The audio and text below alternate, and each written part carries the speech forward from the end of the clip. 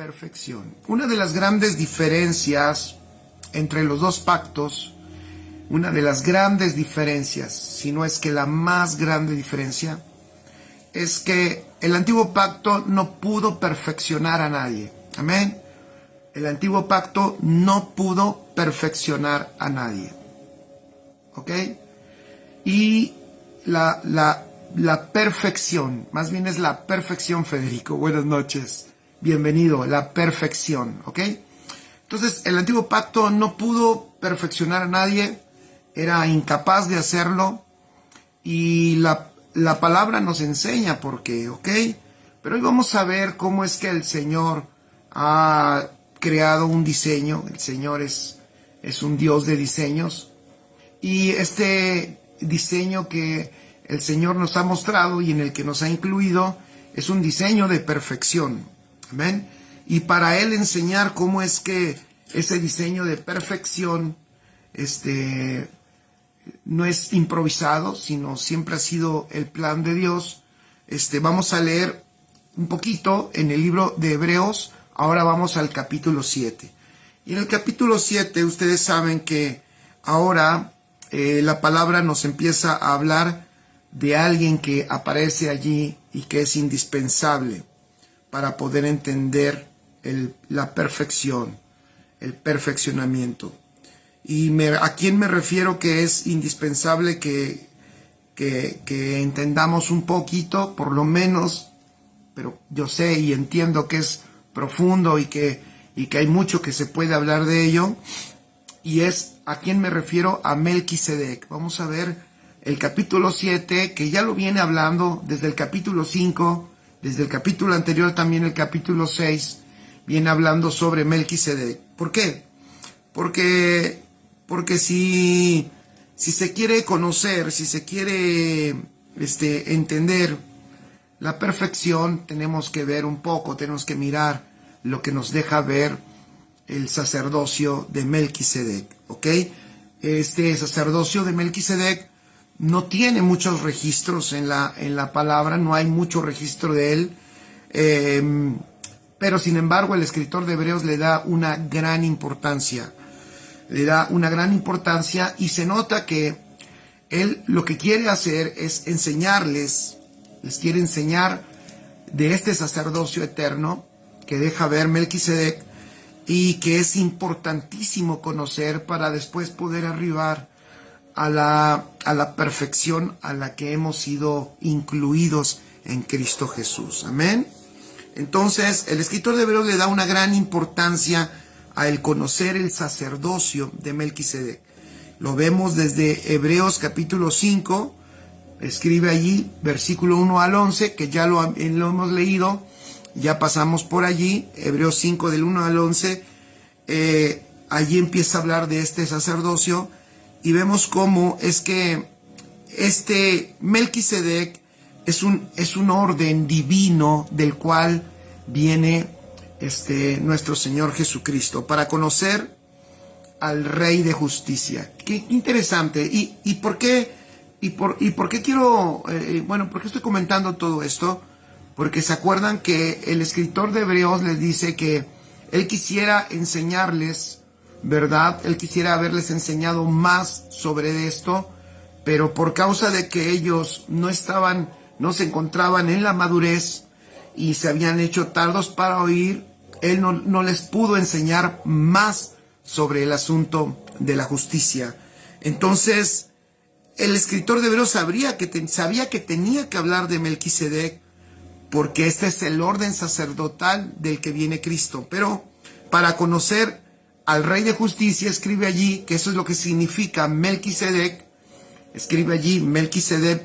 Melquisedec significa Rey de Justicia.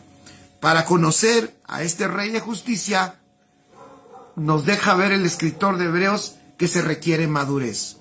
Y es interesante porque no es que Dios sea diferente, Hola, Ana, ¿cómo está? Bendecida. Rosa, un abrazo grande.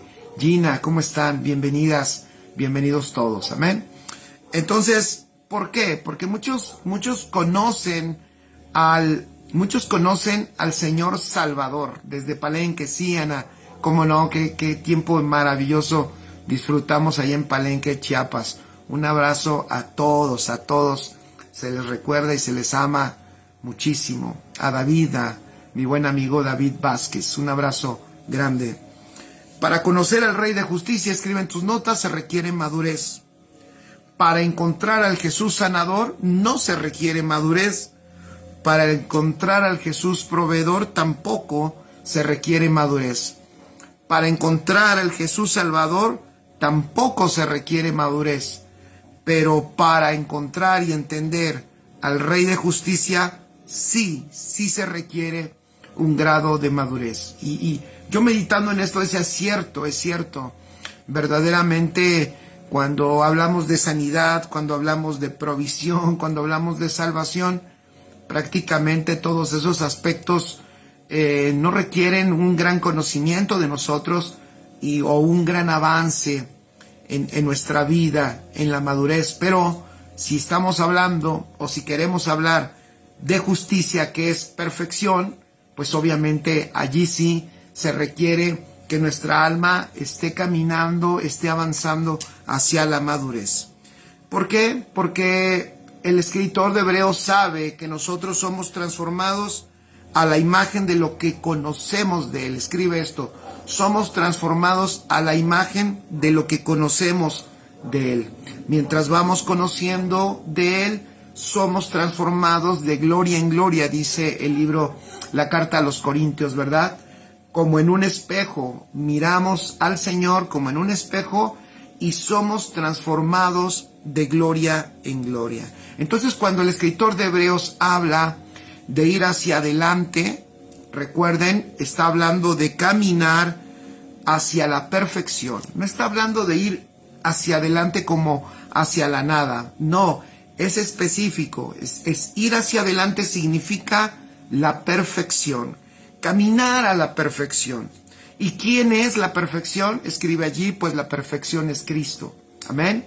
La perfección es Cristo. Entonces, por eso es importantísimo conocer la naturaleza que portamos, esta naturaleza de justicia que tenemos en Cristo Jesús. Por eso el Rey de Justicia, la palabra de justicia no se le revela o no se da a conocer a una generación adormecida, sino que se le da a conocer a una generación que quiere madurar. Por eso es bien hermoso esto. El camino de madurez es intencional. Ya lo hemos hablado, ya lo hemos visto. El camino de madurez es importantísimo porque ese camino nos lleva a mayores niveles de entendimiento y de luz. Y obviamente eso se ve reflejado en la transformación de nuestra alma. Y entonces pues participamos del propósito eterno del Padre. ¿Por qué?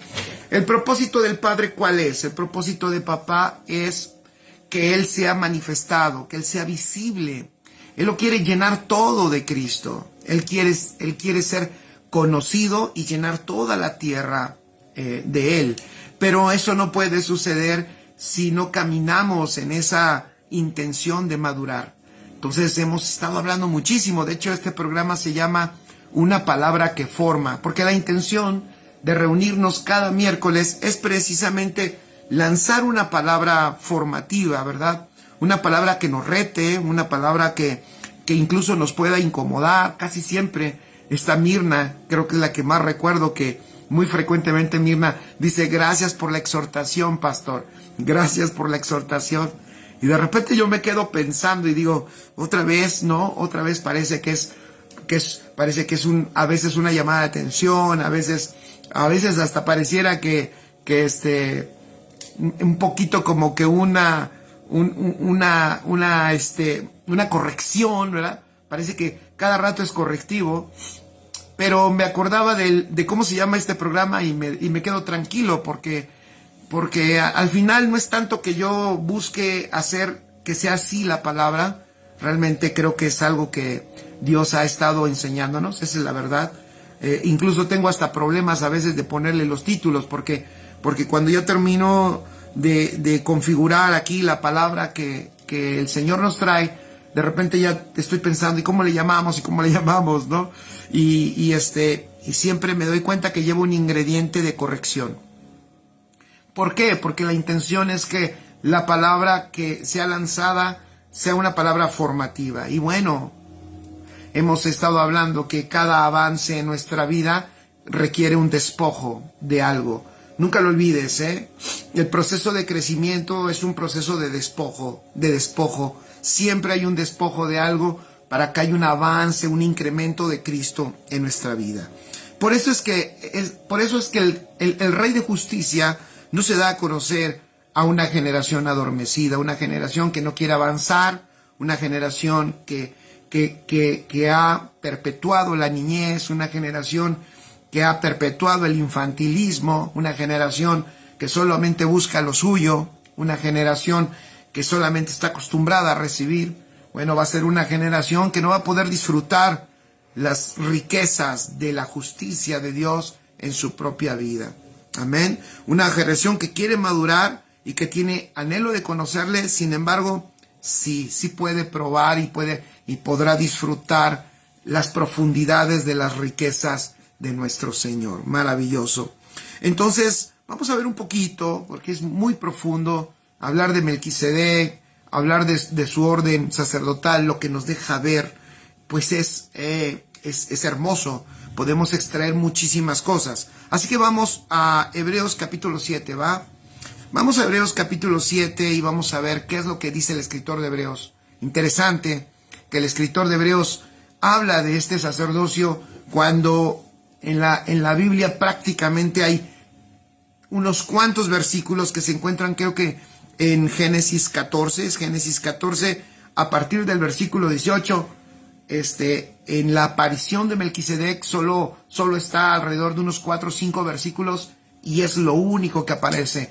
Pero el escritor de Hebreos, claro, por la revelación del Espíritu, se da cuenta que ese Melquisedec, ese sacerdocio que aparece, nos está dirigiendo a Cristo.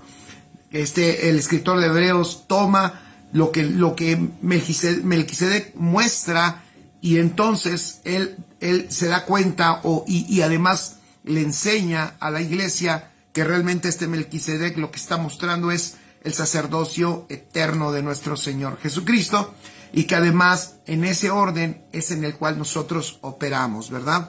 Dice, porque este Melquisedec es Hebreos capítulo 7, versículo 1. Amén. Dice, porque este Melquisedec, rey de Salem, sacerdote del Dios Altísimo, que salió a recibir a Abraham, que volvía de la derrota de los reyes, y le bendijo, a quien asimismo dio a Abraham los diezmos de todo, cuyo nombre significa primeramente Rey de Justicia y también Rey de Salem, esto es, Rey de Paz, sin padre, sin madre, sin genealogía, que ni tiene principio de días ni fin de vida, sino hecho semejante al Hijo de Dios, permanece sacerdote para siempre. ¿Ya vieron? Permanece sacerdote para siempre. Un sacerdocio eterno. Dice versículo 4, considerad pues cuán grande era a quien aún Abraham, el patriarca, dio diezmos del botín. Ciertamente los que de entre los hijos de Leví reciben el sacerdocio, tienen mandamiento de tomar del pueblo los diezmos según la ley, es decir, de sus hermanos, aunque estos también hayan salido de los lomos de Abraham. Pero aquel cuya genealogía no es contada de entre ellos, tomó de Abraham los diezmos y bendijo al que tenía las promesas. Y sin discusión alguna, el menor es bendecido por el mayor. Y aquí ciertamente reciben los diezmos hombres mortales, pero allí uno de quien se da testimonio de que vive. Y por así decirlo, así en Abraham pagó el diezmo también Leví, que recibe los diezmos, porque aún estaba en los lomos de su padre cuando Melquisedec le salió al encuentro. Y después dice el versículo 11, si pues la perfección fuera por el sacerdocio levítico, porque bajo él recibió el pueblo la ley, ¿qué necesidad habría aún de que se levantare otro sacerdote según el orden de Melquisedec, y que no fuese llamado según el orden de Aarón. Porque cambiado el sacerdocio, necesario es que haya también cambio de ley. Amén. Ok. Bueno, vamos a ver algunos aspectos que son importantes que nos deja ver la palabra en esta escritura. Amén. Escribe allí, este sacerdocio, este orden en el que estamos nosotros por Jesucristo, opera en lo eterno, ¿verdad? Por eso es que ahorita aquí vemos cómo dice que este sacerdote fue constituido, ¿verdad? Donde dice que no tiene principio de días ni fin de vida. Así que pone allí lo eterno. Es fundamental lo eterno. Operar en lo eterno requiere una renovación de la mente. Amén. Repito, operar en lo eterno requiere una renovación de la mente. Y también opera en lo perfecto. ¿Ok? Entonces, fíjense qué extraordinarias dos cosas que el Señor nos deja ver en donde la iglesia tiene que moverse, en donde la iglesia también tiene que ser conocedora. Y voy a llamarle así. De hecho, este es el orden en que los hijos de Dios operan. Los hijos de Dios en Cristo operan en lo eterno y operan en lo perfecto. La iglesia de Cristo, familia, la iglesia de Cristo entendida, debe de operar en lo eterno y en lo perfecto. Melquisedec opera en lo eterno y opera en lo perfecto. El ministerio en este orden así debe de operar. Y nosotros estamos por eso ahora siendo perfeccionados, y la obra, escribe, de la iglesia, por eso la obra de la iglesia es una obra de perfeccionamiento.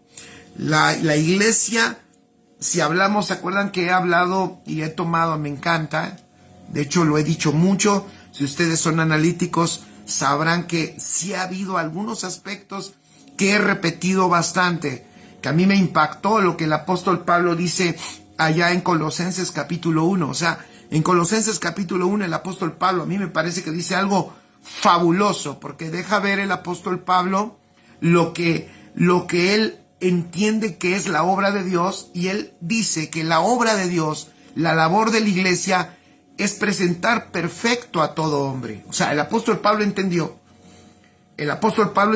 que el orden en el que opera la iglesia es un orden de perfección. Que lo que la iglesia debe de entender, debe de enseñar y debe de, ¿cómo decirlo?, de impartir, es perfección. O sea, cuando la iglesia se sale de ese orden, entonces es cuando empiezas a encontrar, en vez de perfección, defecto. O sea, es cuando empezamos a operar en la falla. Y curiosamente ese no es el orden en el cual el Señor, al que Dios nos ha llamado, sino el orden al que Dios nos ha llamado es un orden de perfección. Entonces, el apóstol Pablo dice, presentar perfecto a todo hombre, esa es mi labor. Dice el apóstol Pablo, para eso predico, para eso enseño, para eso amonesto, y para eso he puesto todo mi empeño, todas mis fuerzas, y opero no en mi poder, sino en el poder de Dios que opera a través de mí. Eso es lo que dice el apóstol Pablo, ¿ok? Entonces, nosotros estamos ahora perfeccionando a los santos, por ejemplo, para la obra del ministerio. Eso lo dice Efesios 4:12. Nosotros sí tenemos, la iglesia, escriba allá, la iglesia sí tiene la función del perfeccionamiento, cosa que no pudo suceder en la ley, cosa que no logró la ley, cosa que no podía hacer el pueblo de Israel, por eso es un error cuando la iglesia se legaliza, ¿verdad? Cuando la iglesia se trae la ley, ese es un error enorme, hemos hablado de ello. Cuando la iglesia se trae la ley y en base a la ley quiere hacer que la gente, que la iglesia de Cristo opere, lo único que ocasiona es que en vez de operar en perfeccionamiento, esas personas van a operar en falla y van a operar en defecto. Amén. Entonces, qué importante es entender este orden, porque este orden nos muestra cómo es que la iglesia opera en este tiempo. Nosotros sí tenemos la función de perfeccionar. Y voy a decir claramente, o para que vaya quedando más claro cómo está este asunto de la perfección, escribe allí, somos perfectos. Escribe, somos perfectos. Y a la vez estamos siendo perfeccionados. Somos perfectos, pero estamos siendo perfeccionados. Estamos siendo perfeccionados en nuestro entendimiento. Cada vez que tú estás creciendo en el entendimiento, ese entendimiento está siendo perfeccionado. Están siendo sacadas por obra de la revelación de Cristo, por el poder de su palabra, del entendimiento está siendo sacado la imperfección para poder ser instalados pensamientos perfectos, pensamientos que vienen de la mente de Cristo para que nosotros podamos operar como lo que somos, el cuerpo de Cristo en la tierra. Cristo operó en perfección en la tierra cuando estuvo en Jesús, ¿verdad? Cuando vimos a Jesús en la tierra, Él operó en perfección, y esa misma operatividad perfecta es la que ahora está en la iglesia. Entonces, ¿cuál es el único problema que tenemos hoy? Nuestro entendimiento. Este entendimiento tiene que ser renovado. Todo ese pensamiento imperfecto de pecado, de culpa, ¿verdad? Tantos problemas que hay en la mente, iba a decir, tantos problemas mentales. Es que la verdad es que sí los hay. La realidad es que sí hay muchos problemas mentales. Pero el evangelio, por eso es poderoso. Dice el apóstol Pablo, yo no me avergüenzo del evangelio porque es poder de Dios. ¿Por qué? Porque puede salvar tu mente. Puede traerle luz a tu mente para que deje de operar en el defecto y en la imperfección y empiece a operar en la perfección de Cristo. Amén. Nosotros entonces, la iglesia, tiene que acostumbrarse a esta palabra. Ya sabemos, ¿verdad?, que el mundo dice no hay nadie perfecto. Es que no hay nadie perfecto. Sabemos cómo el mundo instala ese pensamiento. Claro, ellos ven el defecto continuo en el que la gente está y entonces dicen, pues nadie es perfecto. Pero resulta que ahora en Cristo, una de las cosas que el Señor quiere que empieces a entender es que perfección ya hay dentro de tu vida y que te tienes que acostumbrar, porque la vida de Cristo opera en perfección. Y si la vida de Cristo crece y cada vez se manifiesta más en nosotros, esa perfección va a dar a luz una vida extraordinaria, perfecta, ¿verdad? Porque la vida de Cristo es perfecta. Si la vida de Cristo se manifiesta, entonces perfección va a empezar a ser manifestada a través de nosotros. Por eso el apóstol Pablo decía, es indispensable la renovación de la mente. ¿Por qué es indispensable la renovación de la mente? Porque nuestra mente ha estado acostumbrada a operar en imperfección, en falla. ¿Se dan cuenta? Entonces, si nosotros queremos ser ministros competentes, ¿verdad? Si nosotros queremos verdaderamente hacer la labor que el Señor nos encomendó como iglesia, tenemos que operar en perfección. Amén. Tenemos que saber operar en perfección. Nosotros mismos operar en perfección y enseñar y ayudar a que la gente opere en perfección, a que la gente camine en perfección, a que la gente empiece a renovar su entendimiento. ¿Para qué? Para que la vida de Cristo se manifieste de una manera extraordinaria. ¿Y por qué es que nosotros, escribe, sí podemos caminar en esta vida de perfección? ¿Por qué? Porque en nosotros hay algo que no estaba allá en el antiguo pacto. Nosotros tenemos la vida. Nosotros tenemos la vida. Nosotros tenemos la vida. ¡Qué maravilloso! La vida de Cristo está en nosotros. Esa vida perfecta, esa vida poderosa, esa vida gloriosa. El domingo hemos estado hablando de amor, ¿verdad? Hemos estado hablando de amor. y hemos hablado de ese amor que es perfecto, verdaderamente. Cuando uno lee 1 Corintios 13, ya dejamos de verlo como lo que no puedo hacer, porque cuando uno no entiende, ¿ya vieron? Cuando hay tanta imperfección en nosotros, lees 1 Corintios 13 y dices, ay, nanita, eso yo no lo puedo hacer. Pero cuando lo empiezas a ver a través de la vida que portamos, entonces decimos, wow, eso está dentro de mí. Eso ya está dentro de mí. Esa calidad de amor perfecto, esa calidad de amor sobrenatural. O sea, ese amor no es humano. Ese amor es de otro mundo, por supuesto. Es de otro reino. Ese amor es de Dios. Por eso es capaz ese amor de tener esa calidad. Y ese amor está en nosotros. Y en ese amor podemos vivir, podemos caminar.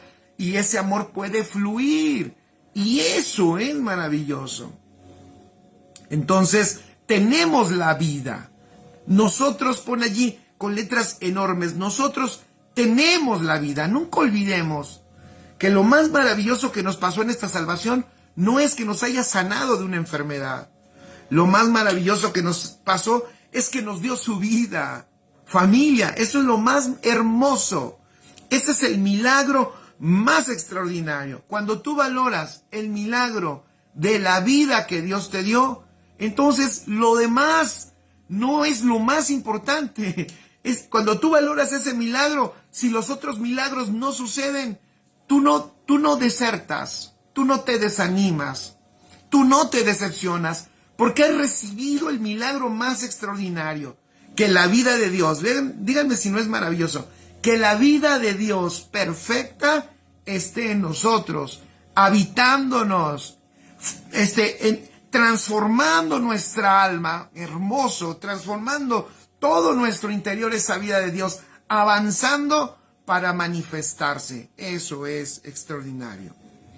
Hebreos 7, versículo 16 dice que no constituido, este sacerdocio, no constituido conforme a la ley del mandamiento, ¿está bien? Aquí hace la diferencia, aquí hace una diferencia que vamos a notar. Dice Hebreos 7, 16, dice, no constituido conforme a la ley del mandamiento acerca de la descendencia, sino según el poder de una vida indestructible. ¿Ya vieron? ¡Wow!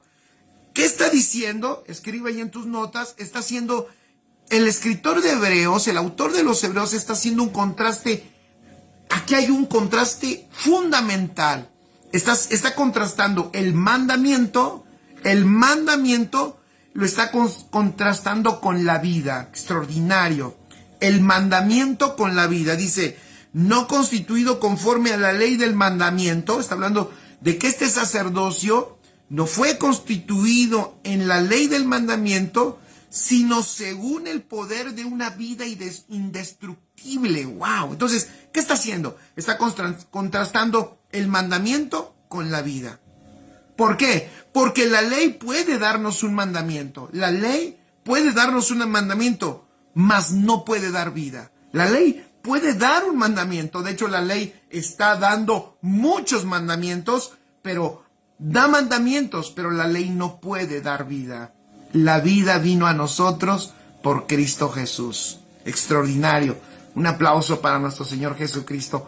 La vida vino a nosotros por Cristo Jesús. Si eso lo podemos ver, si eso nos puede ser revelado y lo podemos disfrutar, si lo demás no viene, es que yo le he pedido al Señor que me dé esto, que me dé aquello, y ¿por qué tiene tantos años y no me lo da? ¿Por qué tarda tanto, Dios? ¿Por qué tardas tanto? Cuando tú valoras que te ha dado su vida, entonces lo demás es lo de menos. Lo demás es lo de menos. Te das cuenta que realmente Dios te ha dado lo más valioso, su propia vida. Te ha dado su propia vida. Hay que enseñarle a las personas.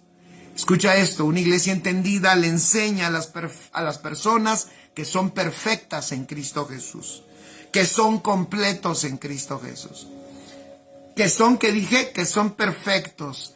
Ayuda a que los hijos de Dios, ayuda a que la iglesia entienda que es perfecta en Cristo. Ayuda y enseña a que la iglesia entienda que es completa en Cristo Jesús. ayuda y enseña a que la iglesia entienda que han sido habilitados en Cristo Jesús y que, por supuesto, como lo acabamos de decir, pueden hacer la obra del ministerio. Vean qué cosas dije. Perfectos, escribe allí, perfectos, completos. Por eso, bueno, voy a decir primero, es que tengo muchas cosas que decir, se me viene, ¿no? Perfectos, completos y habilitados para la obra. Ven qué hermoso. Perfectos, completos y habilitados para la obra. ¿Cuál obra? Los apóstoles escribieron, el apóstol Pablo allá en Efesios capítulo 4, la obra del ministerio. Habilitados, ¿quiénes? ¿Quiénes hacen la obra del ministerio? Todos. Porque una iglesia que entiende, que crece en entender, que es perfecta en Cristo, que se da cuenta que está completa, que es completa y que es plena en Cristo Jesús, pues es una iglesia que está en condiciones perfectas, condiciones inmejorables para hacer la obra de Dios, para hacer la obra de Dios, esa obra del ministerio que es maravillosa. Qué extraordinario es. Por eso iba a decir, quien entiende este evangelio, quien lo escucha, quien lo entiende correctamente, inmediatamente dentro de él se habilita, se da cuenta que realmente puede participar del propósito del Padre. Y de hecho, no solo puede participar, sino parece que la gente, cuando empieza a entender esta palabra, cuando empieza a comprender el evangelio correctamente, se da cuenta que nada lo puede detener. Nada. Y cuando hablamos de la obra del ministerio, ¿de qué estamos hablando? Pues ya lo he dicho muchas veces, no estamos hablando de todo lo que se hace en un púlpito. No estamos hablando de lo que se hace en un grupo de alabanza o de lo que se hace como maestro de niños, que no está mal. Eso también forma parte de... Pero realmente la obra del ministerio es todo lo que hacemos en nuestra vida cotidiana. ¿Sabías que la palabra dice que todo lo que hagamos lo hagamos como para el Señor? ¿Sabías que dice que lo hagamos en esa calidad? O sea, dice, todo lo que hagas, aunque tengas enfrente a un mortal, piensa que todo lo que estás haciendo es como para el Señor. O sea, en otras palabras, eleva la calidad al máximo de lo que estás haciendo, porque lo que estás haciendo es una obra de servicio a Dios. ¿Por qué querrá Dios que todo lo que hagamos se lo hagamos como para Él? Porque Él lo quiere llenar todo de Él. Porque Él quiere que todo venga al gobierno de Cristo, que todo mundo, en todos lados, se pueda ver su vida, que en todo lugar se pueda ver su vida. Y esa es la obra del ministerio. Esa es la obra del ministerio. Ojalá lo podamos entender. Si la iglesia lo puede entender, dejará de sentirse mal si no lo dejan predicar o si no lo dejan enseñar. ¿Cuánta gente se sale de una congregación, verdad? Porque no lo dejaron servir. Y se va a otro y dicen, yo me fui, ¿sabe qué, pastor? Vengo acá porque allá no me dejaron servir. Y yo soy una persona que si no sirvo, no sirvo. Dice, si no sirvo yo, no estoy tranquilo. Así que póngame a hacer algo. Esa persona, se agradece su buena intención y su buen ánimo, pero no ha entendido que en la iglesia solamente está 1 o 2 o 3 veces a la semana. Y lo que puede hacer en esas 3 veces que está en la iglesia, a lo mucho 2 horas cada ocasión, es mínimo, es lo más pequeñito. Esta persona no se ha dado cuenta que el verdadero servicio, la verdadera obra que Dios está buscando que hagamos los santos, todos los santos, está en nuestra vida cotidiana, todos los días. Esa es la labor más extraordinaria. Si nosotros valoramos lo que hacemos en la vida cotidiana, si en la iglesia me permiten predicar o no, si me dejan cantar o no, si me reconocen como como el líder de los jóvenes o de los ancianitos o de los niños o no me importará. Si lo hago, si tengo una asignación así, claro que lo haré en excelencia, pero por supuesto, porque la iglesia tiene un sentido. La iglesia es la entrenadora. Por supuesto, lo que hacemos en la iglesia es importantísimo. Cuando sirvas en lo que hagas allá en casa, tienes que hacerlo con excelencia, porque imagínate que la iglesia, ¿qué es lo que es? La iglesia es un centro de entrenamiento. Todos vamos para ser entrenados para la obra del ministerio, porque la obra del ministerio es todo lo que hacemos en lo cotidiano. Entonces, por supuesto que lo que hacemos en la iglesia es importantísimo. tiene que ser hecho con excelencia. Por eso llegamos temprano. Por eso hacemos todo lo necesario para que todo esté perfecto y listo en casa, para que todo esté preparado para que lo que vamos a hacer, que es entrenarnos, suceda y suceda bien. Entonces, pero cuando una persona entiende que eso es importante, pero que lo que hacemos en la vida cotidiana es lo más importante, porque es en ese lugar donde el Señor quiere que se manifieste Cristo, pues entonces yo no me estoy peleando por ningún puesto. Si no me dejan predicar en la congregación donde estoy, no tengo ningún problema, porque tengo un mundo completo que quiere escuchar a Cristo. Claro, no, te recomiendo que no agarres un megáfono y te vayas al Zócalo y empieces a gritar, porque tampoco ese es el método. La gente quiere escuchar a Cristo con tu vida. La gente quiere leer el evangelio que tu vida muestra, porque tú eres una carta abierta, leída por todos los hombres. Amén. Dice Mirna, vamos a leerlos tantito. Dice Mirna, la obra del ministerio, expresión de la vida de Cristo en todo ámbito. Exacto, eso es. En toda circunstancia. Ofe López dice, el cuerpo de Cristo completo está habilitado para extender el reino de Dios. Así es. Amén. Amén. Entonces la iglesia tiene que operar en esta realidad de perfección y también escribe, tiene que operar en esta realidad eterna. Una iglesia que entiende lo eterno. Esto es fundamental. Los días lunes ahorita estamos aprendiendo, porque estamos en la mente de Cristo y en algunos aspectos que estamos estudiando y estamos ahorita viendo la diferencia, ¿verdad? De la mente terrenal con la mente de eternidad, o sea, lo eterno con lo terrenal. Entonces la iglesia gloriosa tiene que conocer su realidad eterna. La iglesia escribe, tiene una realidad eterna. La iglesia es eterna, pero tiene una expresión terrenal. Lo repito, la iglesia es eterna, pero tiene expresión terrenal. Eso lo vemos, lo he enseñado en otras ocasiones, en Efesios capítulo 5, del versículo 25 al 27, vemos esa expresión eterna, ¿no? Una iglesia gloriosa, que es el cuerpo de Cristo, la plenitud de aquel que lo llena todo. Pero también allí en Apocalipsis capítulo 21 vemos una expresión eterna de la iglesia. Vemos la expresión de la iglesia eterna, gloriosa, maravillosa, brillante, diáfana y que expresa realmente la naturaleza de Dios. Vemos en Apocalipsis, de hecho, las dos expresiones. En Apocalipsis al principio vemos cómo el Señor incluso da unos diagnósticos de unas iglesias terrenales, de las 7 iglesias, la iglesia de Éfeso, Esmirna, Pérgamo, Tiatira, Sardis, Filadelfia, Laodicea. El Señor muestra una visión terrenal de la iglesia, deja ver lo que la iglesia está haciendo en la tierra, cómo se está manifestando, pero también Apocalipsis, ese mismo libro que habla y deja ver algunos defectos de la expresión de la iglesia al principio, también deja ver nos da una imagen de la iglesia celestial y eterna. Maravilloso.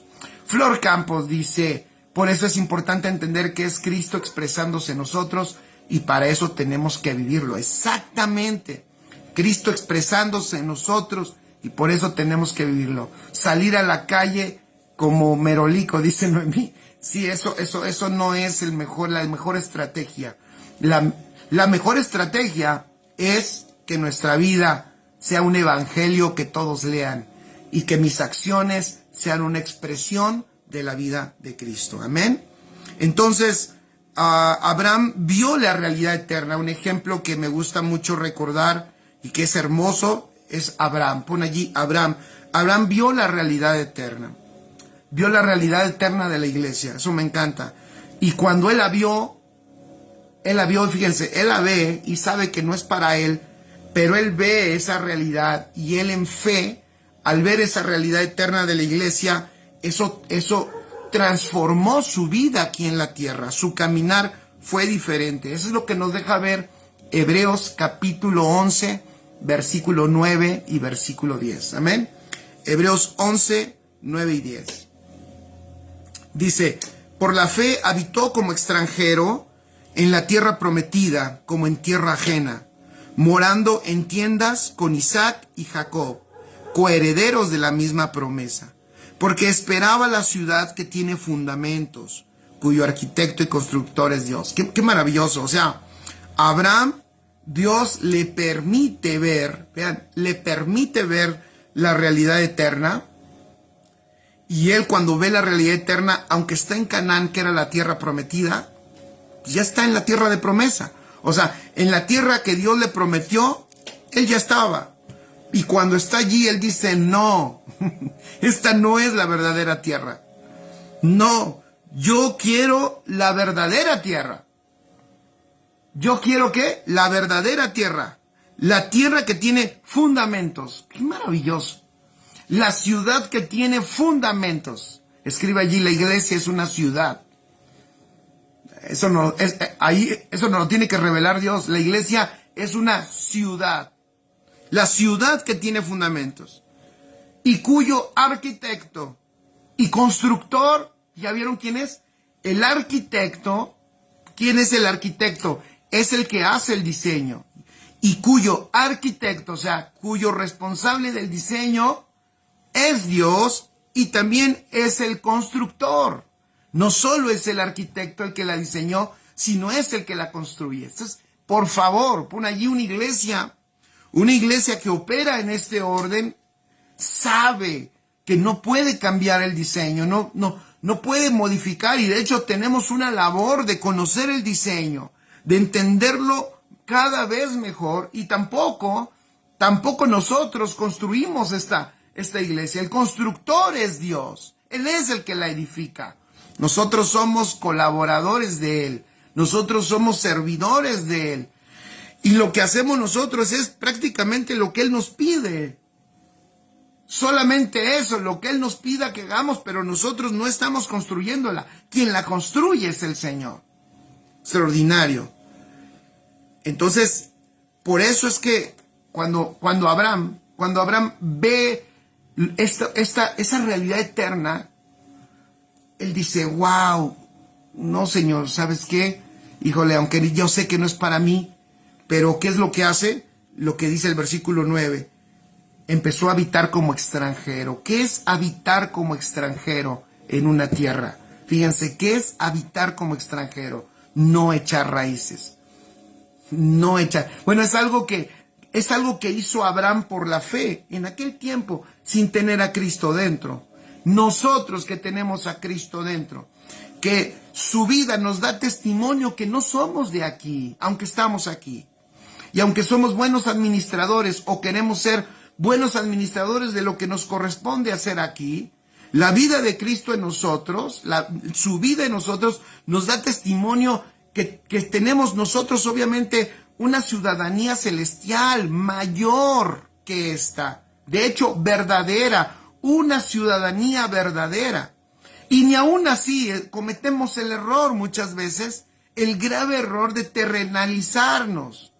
Y somos luego tan terrenales que precisamente por echar tantas raíces en la tierra es que dejamos de percibir lo eterno.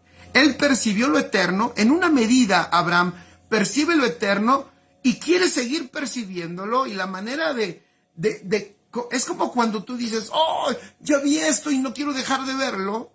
Entonces Abraham dice, oh, yo quiero seguir entendiendo esto.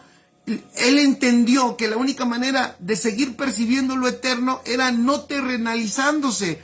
¿Y qué hace? Pues ni siquiera se construyó una casa. Ni siquiera se construyó una casa. Dice que vivió como extranjero en la tierra prometida. Pues no que esa era la tierra que Dios les había prometido. Y no que pues ya estás en tu tierra, pues ya deberías de estar feliz. No, es que él se dio cuenta que realmente todo eso de sal de tu tierra y de tu parentela, a la tierra que yo te mostraré, todo eso, Abraham se dio cuenta que realmente Dios no estaba mirando ni esa tierra y que la promesa que le estaba haciendo a él y a su descendencia no se refería a sus hijos naturales, sino después Abraham se dio cuenta que lo que Dios se refería era a una tierra espiritual y eterna y a una familia espiritual y eterna también llamada iglesia. Qué maravilloso. Ojalá aprendamos porque dentro de nosotros tenemos la vida eterna y que esta vida eterna rompa con nuestro egoísmo, que rompa con el materialismo que muchas veces gobierna la vida de las personas. Amén. Y dice que él, ¿qué hizo? Pues empezó a vivir como extranjero, empezó a vivir como en tierra ajena. O sea, qué importante eso. ¿Y cómo lo manifestaba? Pues dice que prefirió morar en tiendas con Isaac, que es su hijo, y con Jacob, que es su nieto, ¿verdad?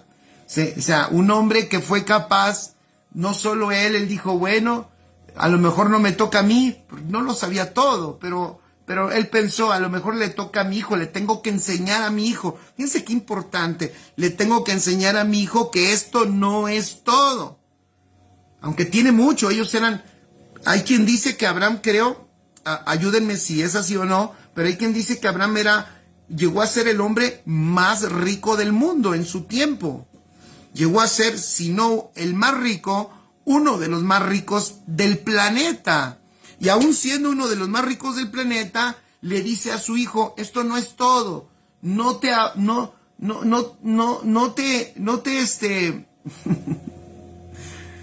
ames esto, no abraces esto como el todo. No te aferres a esto, esa es la palabra. Por favor, Isaac, no te aferres a lo terrenal, no te aferres a lo que ves, no te aferres a las riquezas, Isaac. No te aferres a esto. Y también Isaac lo entendió y dijo, se lo tengo que enseñar a mi hijo. Y se lo enseña, Jacob, por favor, no te aferres a lo terrenal. Hay algo mayor que esto. Qué importante, qué lección tan extraordinaria. Nosotros que somos hijos de Dios, y que tenemos eternidad, y que tus hijos tienen eternidad, mi hijo tiene eternidad, que enseñemos con la vida. Esto no es un discurso, sino con nuestra propia vida, que todo lo que tengamos, aunque decimos que lo tenemos, seamos capaces de vivir como extranjeros, como en tierra ajena. ¿No? Extraordinario. Les dice Hebreos, entonces dice el versículo 9, Hebreos 11:9, que ¿qué hizo Abraham? Moraron en tiendas con Isaac, su hijo, con Jacob, su nieto, coherederos de la misma promesa. Extraordinario, porque esperaba la ciudad que tiene fundamentos, cuyo arquitecto y constructor es Dios. Extraordinario. Entonces, este orden escribe, quien entiende lo que el escritor de Hebreos está enseñando, está llevando a esta gente, les está diciendo, crucen de lo defectuoso, de lo temporal a lo eterno, de la falla a la perfección. Amén. ¿Por qué es importante? Escribe allí que entendamos lo perfecto.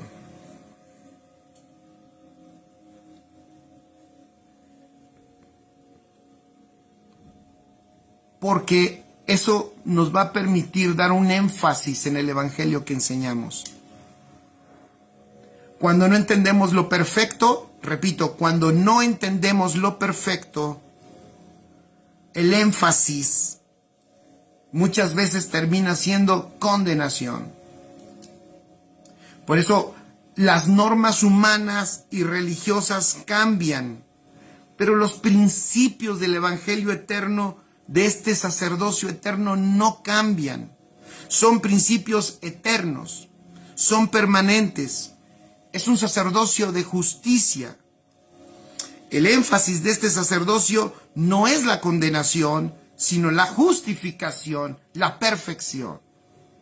Melquisedec, ¿qué hizo? Ahora vamos rápidamente a Melquisedec. Eso lo dejó ver con Abraham. Cuando Melquisedec ve a Abraham, tú y yo sabemos que Abraham ya había cometido errores. Ya había cometido varios errores Abraham. Sin embargo, Melquisedec no recriminó a Abraham.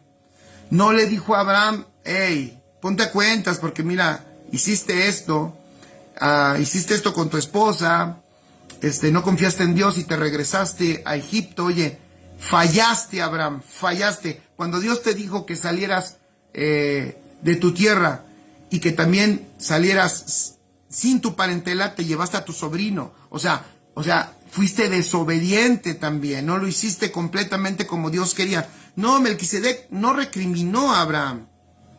¿Ya vieron? No señaló su falla ni su pecado, sino que, ¿qué hizo? Le dio de comer. ¿Ya vieron? Ven lo que hace, vean lo que hace una iglesia que entiende lo eterno y lo perfecto y que opera en este orden. ¿Qué es lo que hace una iglesia que opera en este orden? Le dio de comer. Es una iglesia que da de comer.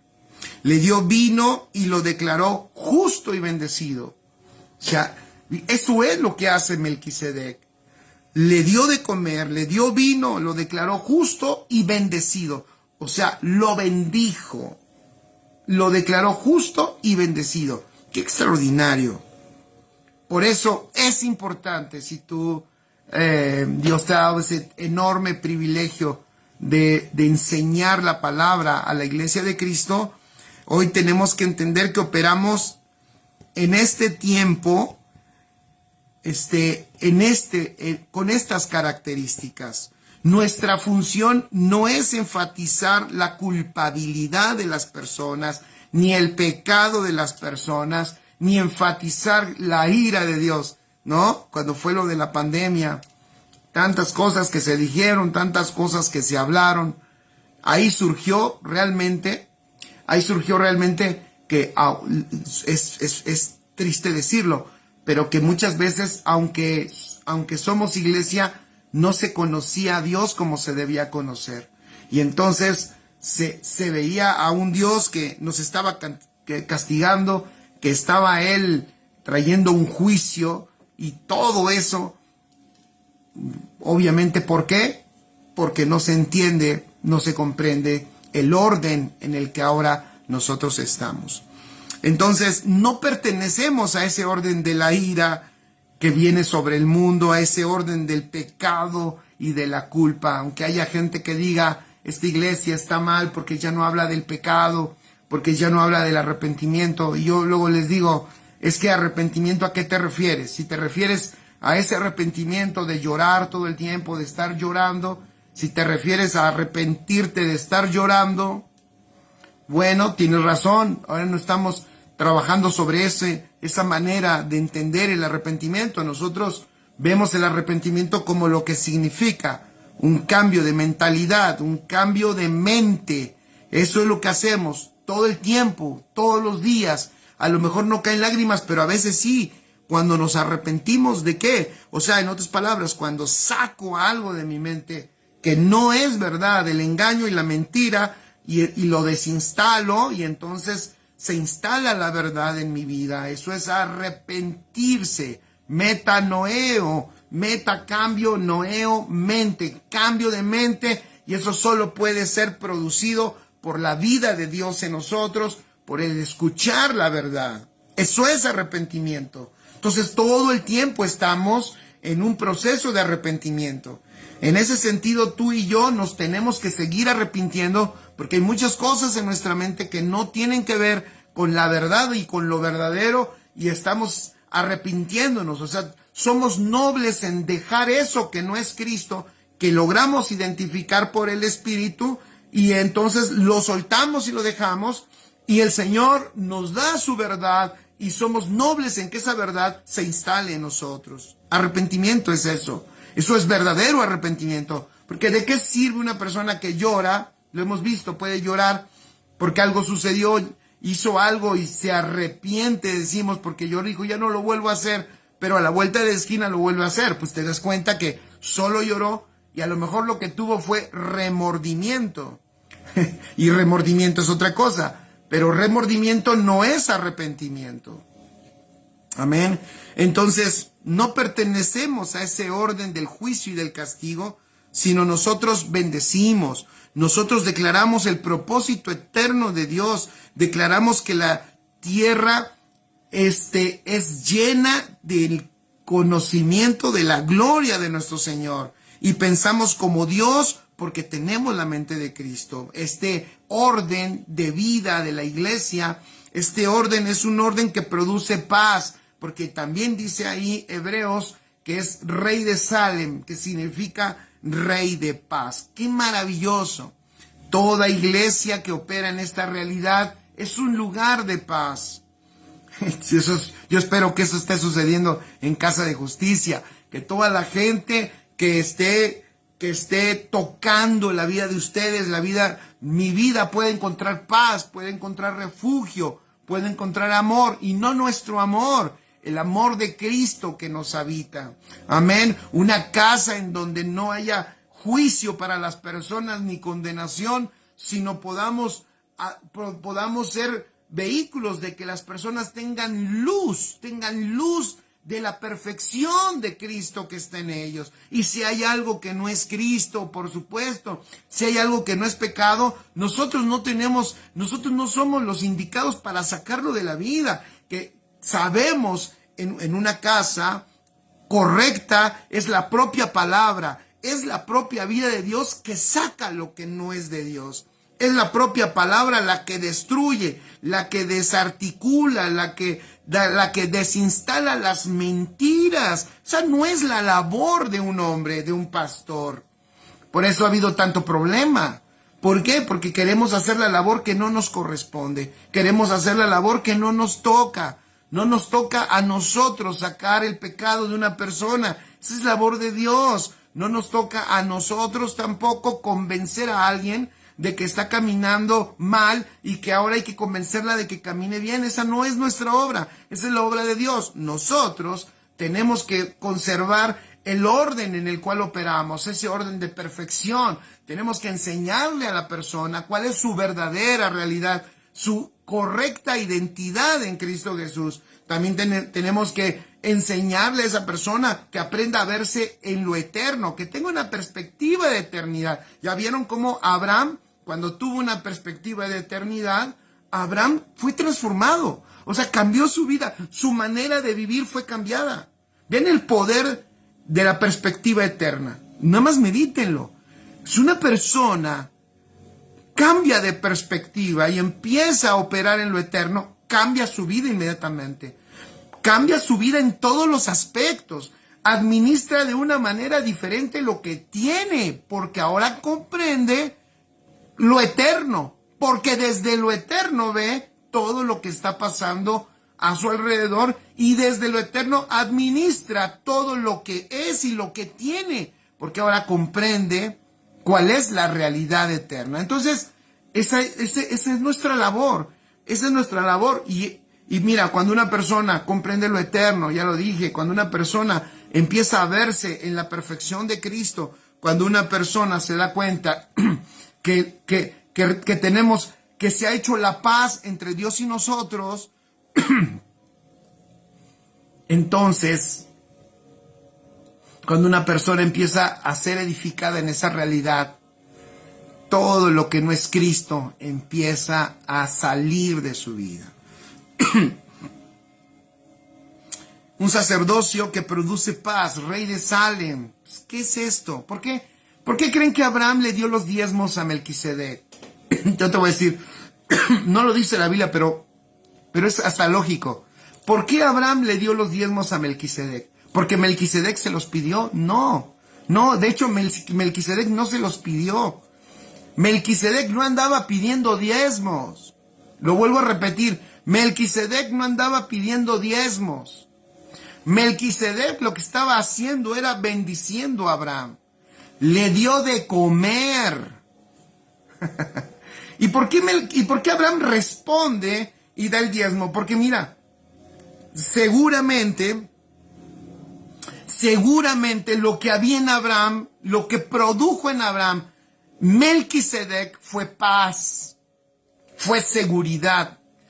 Paz y seguridad de lo que pasó, de lo que pasa y de lo que pasará. O sea, vino esa condición que no pudo encontrar en ninguna cosa. Y él tenía muchos bienes, pero aunque tenía muchos bienes, nunca encontró la paz que encontró cuando estaba frente a Melquisedec. Y cuando él está en esa condición de plenitud y de paz, por eso no tuvo problema de dar el diezmo. Es más, se quedó corto Abraham. Se quedó corto Abraham. Pero a mí me parece que el ministerio de Melquisedec, con la vida de Melquisedec, producía paz. Cuando hablaba, cuando ministró, cuando vio a Abraham en esa condición de paz, de plenitud, no tuvo problema, no tuvo ni una duda de darle el diezmo de todo. Nosotros no somos llamados, te voy a decir una cosa, no somos llamados a producir guerreros. Somos llamados ¿a qué? A edificar hijos entendidos, a presentar perfectos en Cristo Jesús a todo hombre, hombres y mujeres plenos en Cristo Jesús. Que la paz de Dios, que sobrepasa todo entendimiento, inunde los corazones y gobierne los pensamientos de los hijos de Dios, para que los hijos de Dios sean esa luz y ese refugio que el mundo no tiene. Si algo necesita hoy el mundo es paz, y esa paz la tiene la iglesia en Cristo Jesús. Siempre una iglesia que no opera en esta realidad perfecta, eterna y de paz, una iglesia que no opera en esta realidad, no va a poder traer esa vida plena, no va a poder manifestar esa vida plena en las personas, sino que va a haber mucha intranquilidad. Amén. Y bueno, lo dejamos allí porque se nos fue un poco el tiempo, pero qué maravilloso. Vean el ejemplo de Melquisedec que da la escritura en Hebreos 7. Casi prácticamente el escritor de Hebreos dice, tenemos que hablar de este hombre que ustedes seguramente ya hasta olvidaron, porque han escuchado a esas personas, han escuchado mucho del sacerdocio de Aarón, han escuchado mucho del sacerdocio levítico, pero hay otro sacerdocio que apareció, que no se sabía ni de dónde venía ni a dónde iba. Otro sacerdocio que apareció, y que ese fue el sacerdocio al que Abraham se enfrentó, ese fue el sacerdocio que Abraham encontró y que lo transformó. Y dice el escritor de Hebreos, ese orden sacerdotal es el orden de Cristo. Amén. Y esa es la vida que ahora nosotros manifestamos en Cristo Jesús. Qué extraordinario. Vamos a dar gracias a Dios por esto. Papá.